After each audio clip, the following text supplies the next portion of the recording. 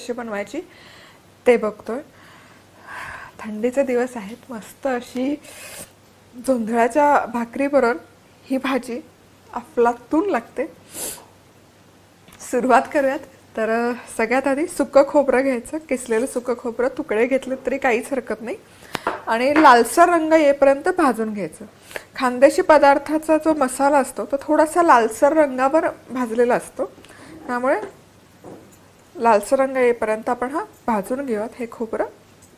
चला तर मग इथे सुक्या खोबऱ्याला छान असा तांबूस रंग आलेला आहे। आता हे खोबरं आपण मिक्सरच्या भांड्यामध्ये काढून घेऊयात।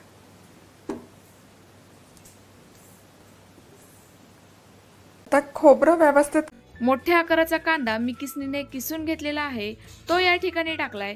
किसलेला कांदा वापरल्यामुळे आपली भाजी छान अशी एकजीव होऊन येते।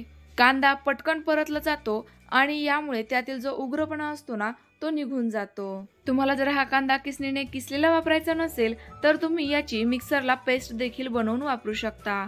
तर बघा, कांदा मी छान असा रंग बदलेपर्यंत परतवून घेतलाय, अगदी पटकन हा परतला गेलाय। आता यामध्ये टाकूयात 1 ते 1.5 चमचा बेसन पीठ।